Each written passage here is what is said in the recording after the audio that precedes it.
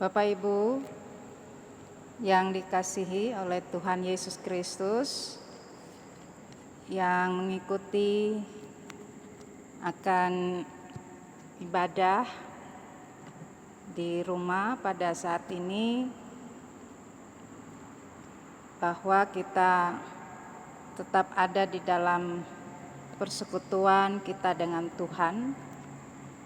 Dan pada saat ini kita di minggu ke-7 sesudah Pentakosta. Kita mau merenungkan firman Tuhan bagi kita melalui 1 Petrus pasal 1 ayat 1 sampai 12 yang telah kita baca, dan kita mendapatkan atau memperoleh tema hidup bersama Tuhan akan mendatangkan damai sejahtera. Dan pada hari ini secara khusus Jemaat Getsemani juga merangkaikan ibadah dengan mengingat rayakan hari ulang tahun Pelkat PKB yang ke-39.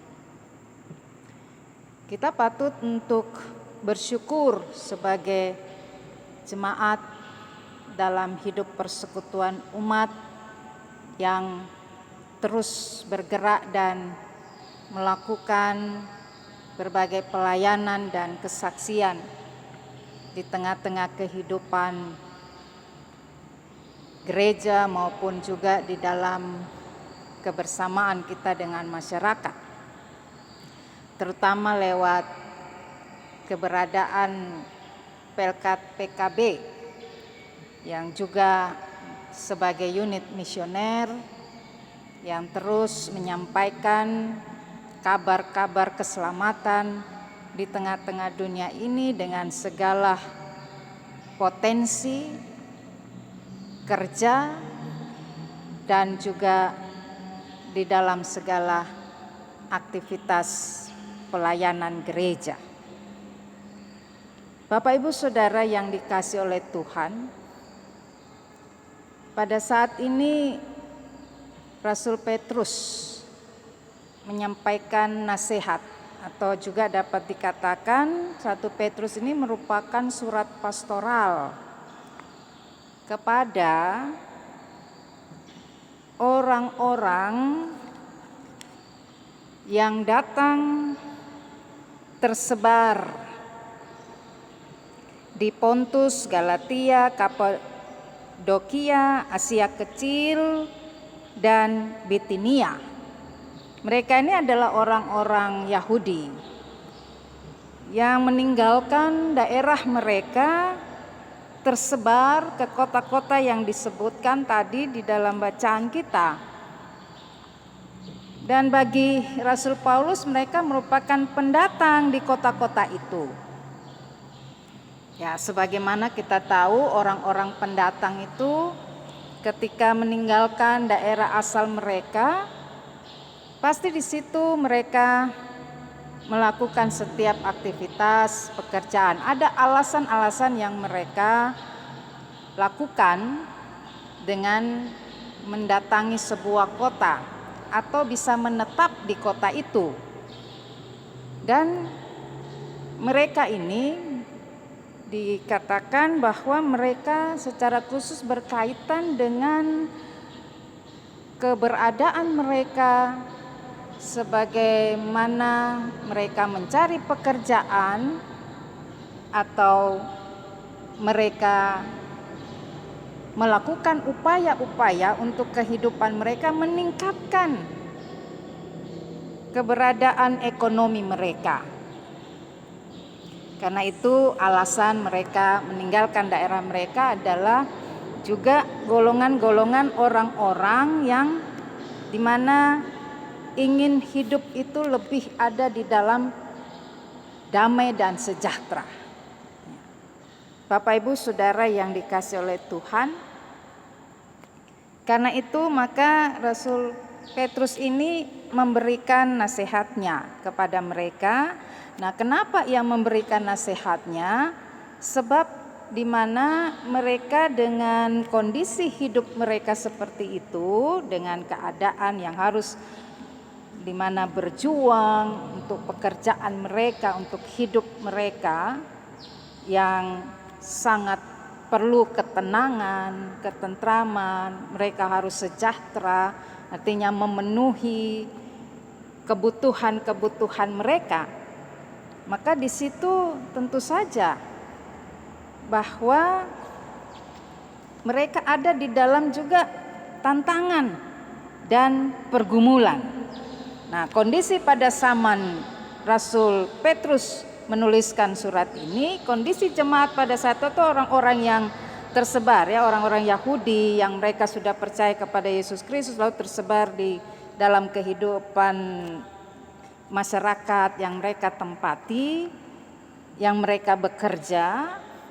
Maka ada tantangan yang mereka hadapi, terutama tentang tantangan iman percaya mereka.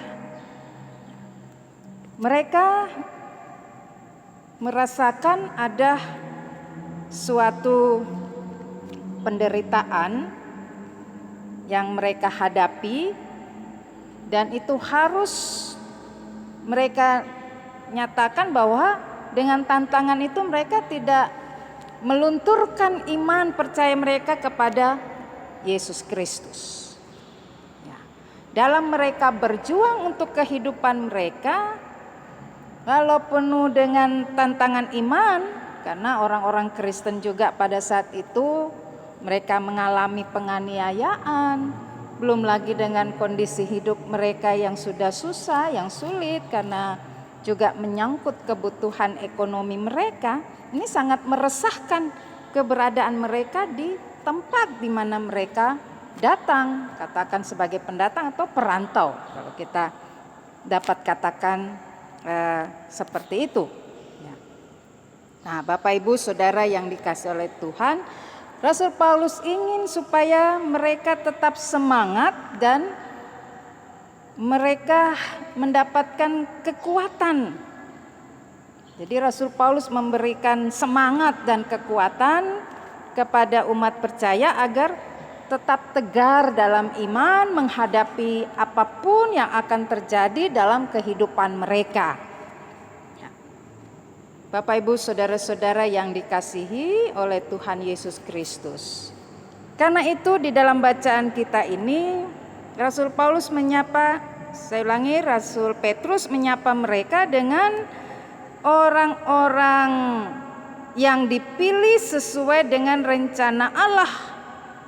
Dan juga dalam rencana Allah itu mereka dikuduskan oleh Roh, yaitu tentu Roh Kudus, Roh Allah sendiri, supaya taat kepada Yesus Kristus.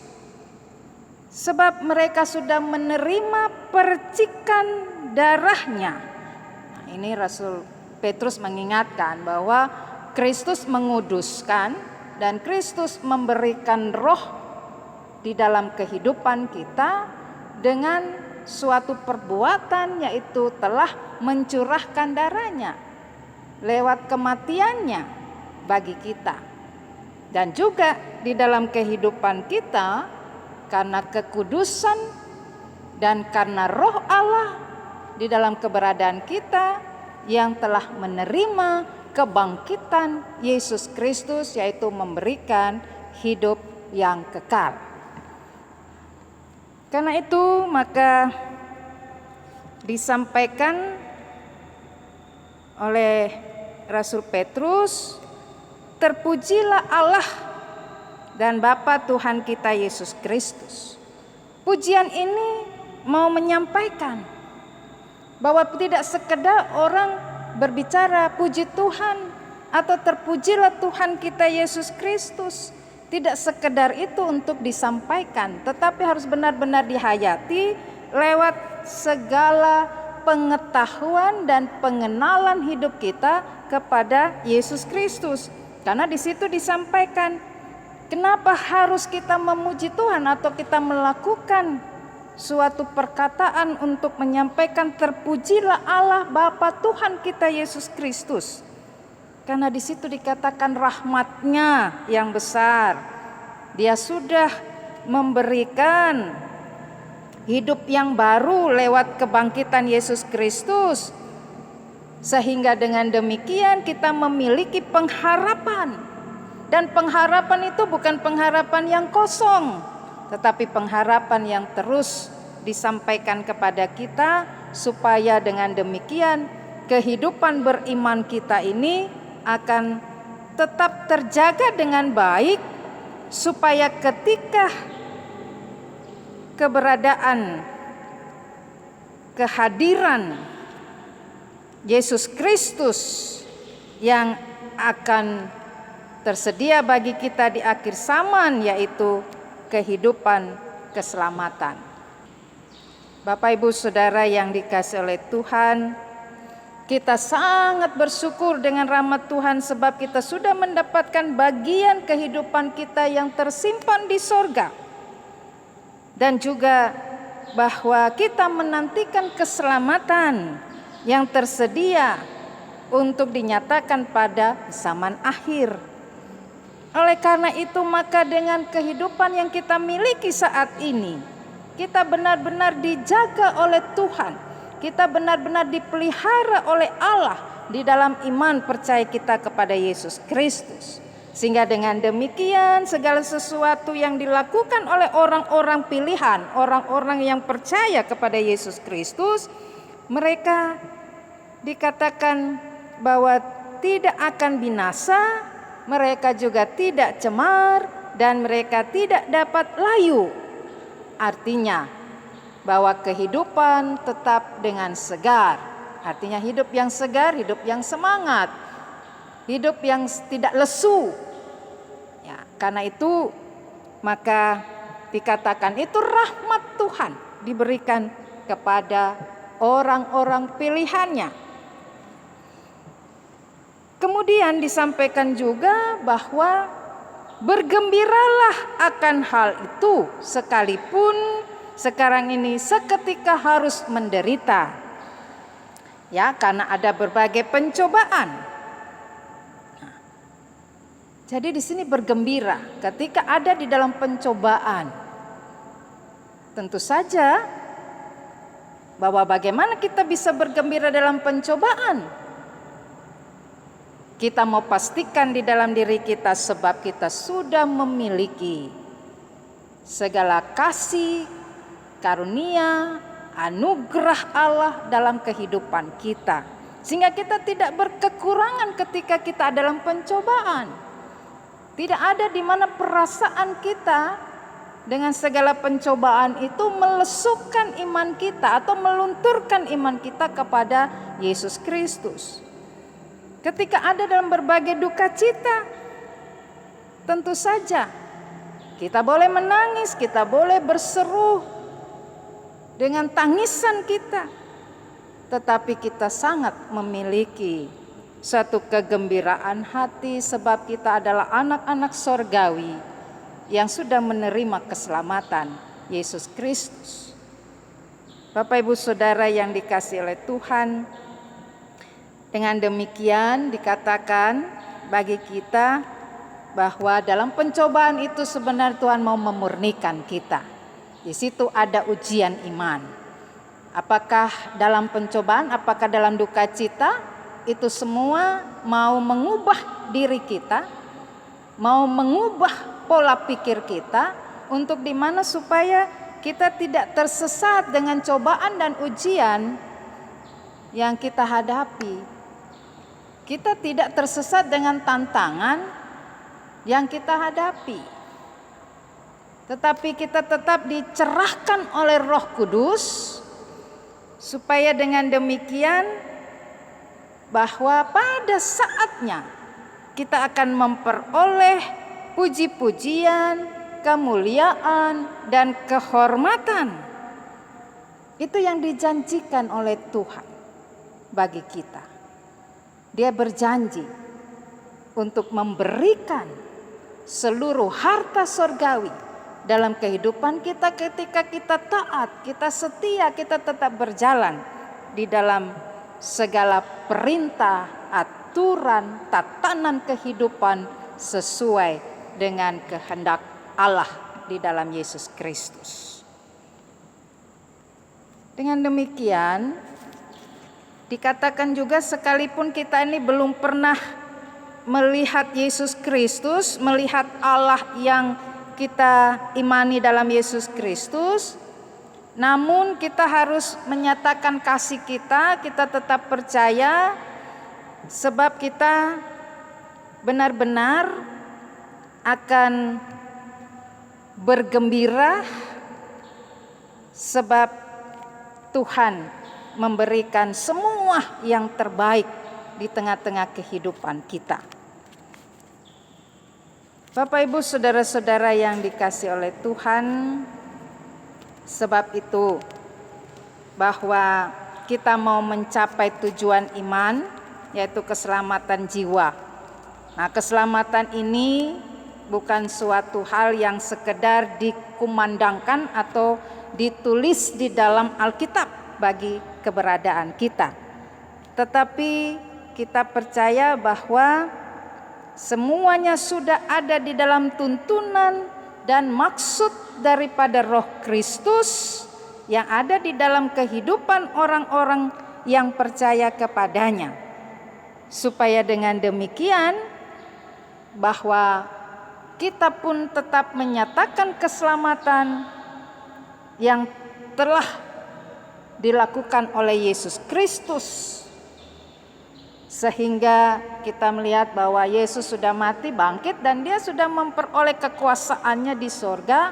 Artinya dia mau menunjukkan benar-benar dia menjadi Allah yang memenuhi segala sesuatu di dalam kehidupan orang-orang yang percaya kepadanya.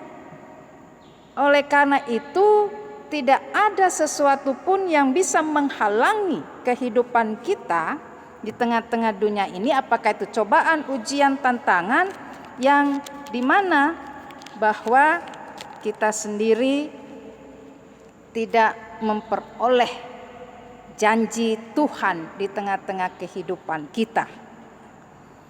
Bapak Ibu, karena itu maka Rasul Petrus juga mau mengatakan kepada kita bahwa mari kita hidup bukan untuk melayani diri sendiri, tetapi juga melayani segala sesuatu.